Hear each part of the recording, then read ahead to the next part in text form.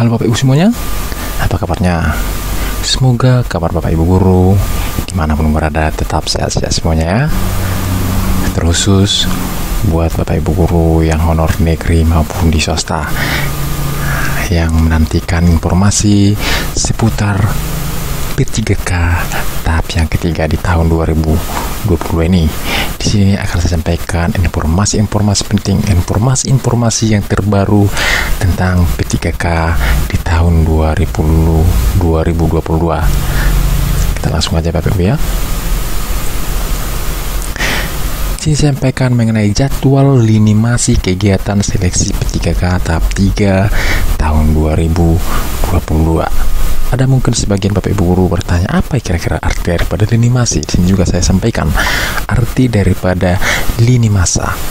Gambaran peristiwa penting secara linear dalam bentuk subjek tertentu ditampilkan dalam urutan kronologis. Nah, disinilah kegiatan-kegiatan bulan-bulan berapa aja yang akan dilakukan mengenai kegiatan-kegiatan pelamaran kegiatan P3K di tahun 2002 ya Bapak Ibu ya.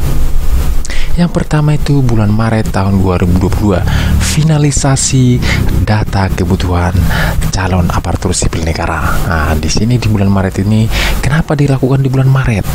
Karena akan dilakukan di bulan April juga pendaftaran sekolah kedinasan. Ya, makanya di bulan Maret telah dilakukan finalisasi data kebutuhan calon aparatur sipil negara, baik yang PNS maupun yang P3K. Jumlah P3K guru di tahun 2022 sejumlah 970.410 sudah digabung dengan tahap yang ketiga yang tahun 2021 ya. Di sini agak lumayan banyak Bapak Ibu, makanya persiapkan dari sekarang. Inilah finalisasi data kebutuhan calon aparatur sipil negara bagian P3K guru ya Bapak Ibu ya, sejumlah 970.410. Di bulan Maret juga hingga bulan April dilakukan pembukaan informasi. Apa itu informasi Bapak Ibu? Ini dia informasi. Informasi atau sistem aplikasi informasi ASN P3K, yaitu sistem yang berguna untuk menyusun kebutuhan formasi P3K setiap tahunnya. Jadi lakukan di bulan Maret hingga April pembukaan informasi ya. Jadi data-datanya dikumpul semuanya melalui aplikasi Bapak Ibu ya. Baru yang ketiga di bulan Mei dilaksanakannya validasi usulan formasi. Validasi itu maksudnya untuk diketahui sebagai proses pengujian data. Apakah data-data setiap kabupaten kota, data-data yang dikirimkannya ke pusat itu, jumlah-jumlah P3K, disinilah dia divalidasi di bulan Mei ya Bapak Ibu ya. Usulan formasi dari kabupaten kota, dari tingkat kementerian juga ya Bapak Ibu ya.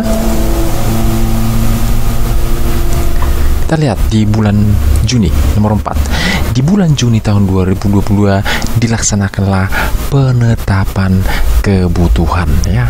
Berapa kebutuhan kabupaten A, berapa kebutuhan kabupaten B, dan berapa kebutuhan kabupaten C. Itu di bulan Juni dilaksanakannya, dan berapa kebutuhan di tingkat kementerian ya. Di bulan Juni juga penyampaian informasi ke K-L dan Pemda. Apa itu K dan L Bapak Ibu? Kementerian lembaga ya.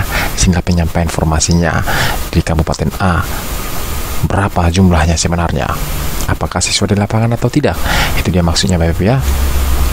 Di bulan Juni juga integrasi data kebutuhan dengan SSC ASN, sistem seleksi calon aparatur sipil negara. Nah, diintegrasikan dia dengan kebutuhan dengan SSC ASN supaya pelamar gampang mengetahui ya Bapak Ibu ya, mengetahui jumlah formasi-formasi yang telah disediakan. Kita lihat di bulan Juli. Di bulan Juli akan diumumkan pengumuman seleksinya.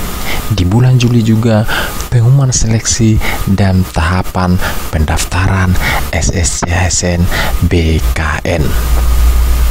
Di bulan juga pelaksanaan seleksi. Kita lihat Bapak Ibu di bulan Juli. Kenapa di bulan Juli semuanya? Mungkin pengumuman informasinya akan diumumkan kabupaten kota jumlahnya dulu yang pertama. mungkin awal bulan Juli Bapak Ibu ya. Di bulan Juli juga pengumuman seleksi tahapan pendaftarannya, ya tahapan pendaftarannya, berkas-berkas yang mau disiapkan.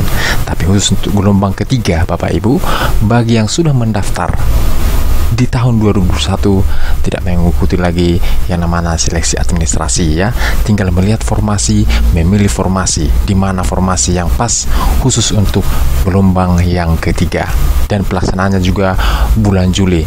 Ini dia pelaksanaan tahap ketiga di tahun 2022. Perlu Bapak Ibu ketahui, di tahun 2022 pelaksanaan P3K dilaksanakan dengan sejumlah 4 kali. Kenapa 4 kali Bapak Ibu? Sisa dari 2021 tahap ketiga 1 kali, dan 2022 dilaksanakannya juga tahap pertama, tahap kedua, tahap ketiga. Makanya pelaksanaan pelamaran P3K di tahun 2022 dilaksanakan sejumlah 4 kali. Demikianlah informasi seputar P3K Guru tahap ketiga buat Bapak Ibu Guru semuanya. Semoga bermanfaat. Jangan lupa Bapak Ibu Guru tetap mempersiapkan, tetap belajar supaya kita lulus semuanya di pelamaran P3K di tahun ini.